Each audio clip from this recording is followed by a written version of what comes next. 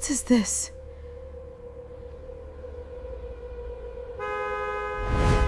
This is not a story about a ghost. It is not a story about a witch. This is a story about a woman who woke up every morning inside a stranger's life. And the most frightening part was not that she forgot. The most frightening part was that someone was making sure she never remembered. Are you ready? Then, listen. Her name was Amara. Amara was 29 years old. She was married to a man named Obinna. They lived in a fine bungalow in Enugu, with a gate painted black and a small garden where hibiscus flowers grew.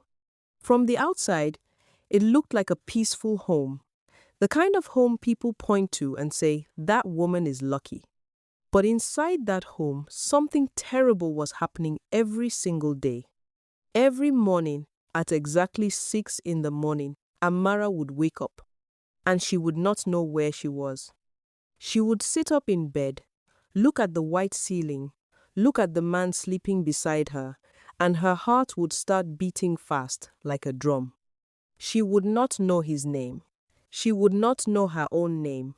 She would not know why there was a scar on her left knee. And every morning the man would wake up, smile gently, and say the same words. Good morning, my love.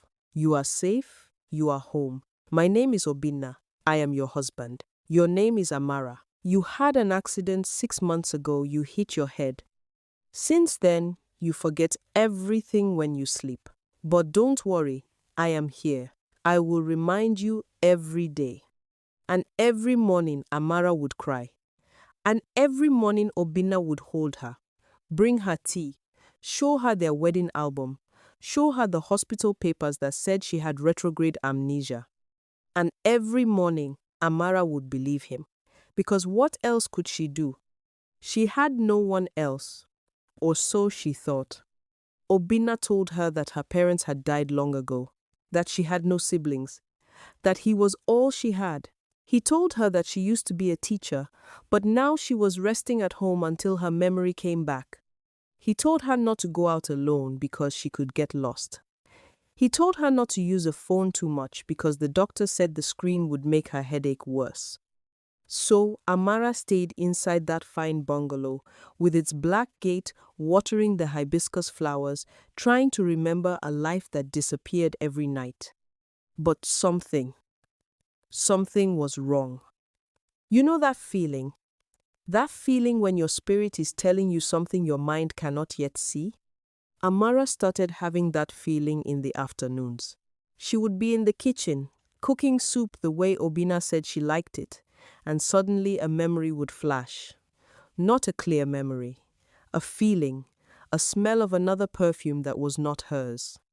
A sound of a woman laughing in the house. She would be in the bathroom and she would see a second toothbrush hidden behind the detergent. When she asked Obinna, he said, "That is my old one, I forgot to throw it away."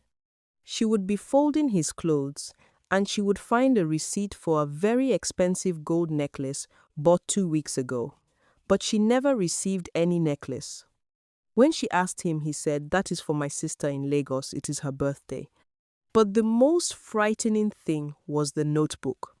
One afternoon, while Obinna was at work, Amara was cleaning under the bed. She found a small black notebook wrapped in nylon and taped under the bed frame. Her heart started beating fast. She pulled it out. She opened it. The first page had her own handwriting. Big, angry letters. It said, "If you are reading this, your name is Amara Okoro. You are not safe. Do not trust Obinna. He is lying to you. Find your sister Ugo. Call this number, 0803. Before she could finish reading the number, she heard the gate open. Obinna's car horn. He was back early. Amara panicked.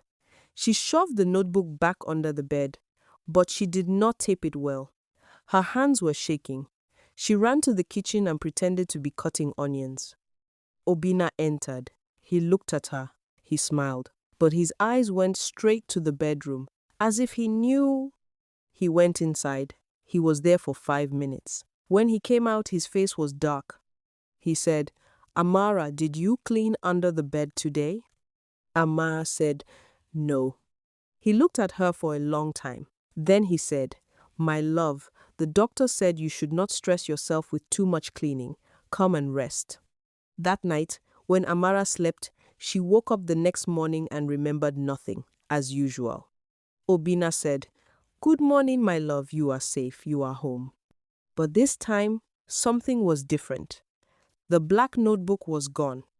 Amara did not know it was gone because she did not remember finding it. But somewhere deep inside her soul, a tiny seed of doubt had been planted, and even though her memory was wiped every night, the seed remained. Days passed, weeks passed. Amara continued to wake up and forget. But her body started to remember what her mind could not. She started refusing to eat the tea Obinna gave her every morning. She did not know why. Her hand would just push it away. Obinna would insist, Drink it, my love, it will help your head. She started hiding food instead of eating it. One morning, she woke up and found herself in front of the mirror, and she had written on her own arm with a marker, in shaky handwriting, Hugo 0803. She did not know what it meant. She asked Obinna, Who is Hugo? Obinna's face changed. Just for 1 second. He recovered quickly and said, Hugo, that is just a student you used to teach. Don't worry about it. But that night, while Obinna thought she was sleeping, Amara pretended to be asleep and heard him on the phone in the sitting room. He was whispering, but she heard. He said, Babe, I told you she still doesn't remember anything. Yes, I give her the drugs the doctor gave. It makes her forget. No, she will not find out about the land. Her father's land is almost sold. Once the buyer pays, we are done. Yes, I will come to your place tomorrow. I miss you too. Amara's blood turned cold. Even though she did not understand everything, she understood one word: land, drugs. The next morning, she woke up and forgot everything again. But this time, she found something else. On her palm, she had written, Drugs in tea, don't drink. She stared at her palm and started crying without knowing why. That morning, when Obinna brought her the tea, she smiled and said thank you. She took it to the bathroom and poured it away. For 3 days, she did not drink the tea. She pretended to drink it. And on the 4th morning, something miraculous happened. She woke up and she remembered. Not everything, but flashes, like lightning in a dark sky. She remembered her father, a rich man who owned many lands in their village in Abiriba. She remembered her younger sister, Ugo. She remembered her wedding to Obinna. She remembered that her father died 6 months ago and left all his lands to her and Ugo because Obinna had no job and they did not trust him. She remembered coming home one evening and finding Obinna in their matrimonial bed with her own cousin Kambili, the same Kambili who was supposed to be her best friend. She remembered shouting. She remembered Obinna begging, then getting angry. She remembered him pushing her. She remembered her head hitting the edge of the table. She remembered blood. Then darkness. She sat up in bed, shaking. Her head was clear for the first time in months. Obinna was in the bathroom, shaving. Amara quietly stood up. She looked for her phone. Obinna had hidden it, but she remembered where he used to hide it when they quarreled. Inside the wardrobe, inside his shoebox. She found it. It had no battery. She charged it quickly with her shaky hands. She switched it on. There were many missed calls, all from Hugo. She called the last number. Her sister picked up on the first ring. Hello, who is this? Hugo's voice was crying. Amara whispered, Hugo, it is me. Amara. There was silence. Then a loud scream. Amara! Amara! Where are you? We have been looking for you for 6 months. Obinna told us you traveled to India for treatment and you did not want to see anyone. Where are you? Amara was crying now. I am at home. In Enugu, he has been giving me something. I forget every morning. Ugo, he wants to sell Papa's land. He is sleeping with Kambili. Ugo was shouting, Stay there. Don't drink anything. Don't eat anything. I am coming with the police. I am coming now. At that moment, the bathroom door opened. Obinna came out. He saw Amara on the phone. He saw her face. He knew that today she remembered. His face changed from shock to anger to fake gentleness. He said, Amara, my love, what are you doing? The doctor said you should not use the phone. Give it to me. Amara held the phone tight. She said, Don't come close to me. Obinna moved closer. Amara, you are confused. You are sick. Give me the phone. Amara screamed. She ran to the kitchen and picked up a knife. Not to stab him, but to protect herself. She said, You have been drugging me, Obinna, every morning. You made me forget so you could sell my father's land. You and Kambili. Obinna stopped. He saw that the game was over. He knelt down and started crying fake tears. Amara, I did it because I love you. Your father left everything to you and Ugo and left me nothing. I am your husband. I suffered with you. Is it fair? And Kambili, it was a mistake. I pushed you. It was an accident. I was scared you would leave me and take everything. So I told the doctor you had memory loss. He gave me drugs to calm you. I was going to stop, I swear. Amara looked at this man she had once loved, this man who had stood by her father's grave and promised to take care of his daughters. And she felt nothing but pity. She said, You did not just make me forget my life, Obinna.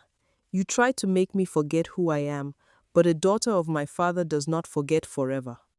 Within 1 hour, Ugo arrived with policemen and with their kinsmen. They met Obinna still kneeling in the sitting room.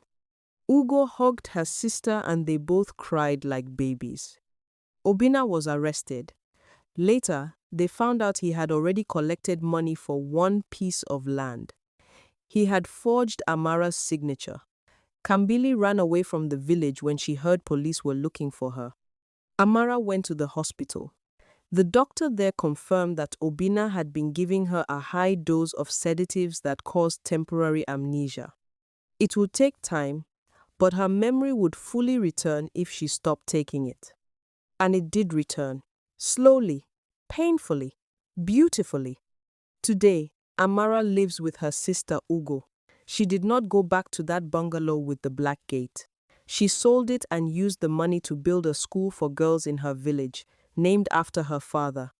She never married Obinna again. She divorced him while he was still in police custody. And every morning now, when she wakes up, the first thing she does is write in her own notebook. She writes, My name is Amara Okoro. I am a daughter, a sister, a survivor.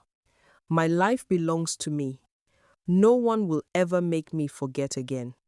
My dear listener, I told you this story for a reason. Some of us are living inside a house where someone is giving us tea that makes us forget. Not real tea, but lies. Lies that make us forget who we are. A man who tells you every day that you are nothing without him is giving you that tea. A woman who tells you that you are ugly and nobody else will want you is giving you that tea. A friend who tells you that your family hates you so you will depend only on her is giving you that tea. And the worst part is, you start to believe it. You start to wake up every morning and forget how powerful you are. But I am here tonight, like the writing on Amara's palm, to tell you, don't drink the tea.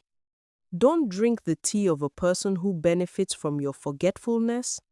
If someone truly loves you, they will want you to remember. They will want you to remember your strength, your family, your dreams, your worth.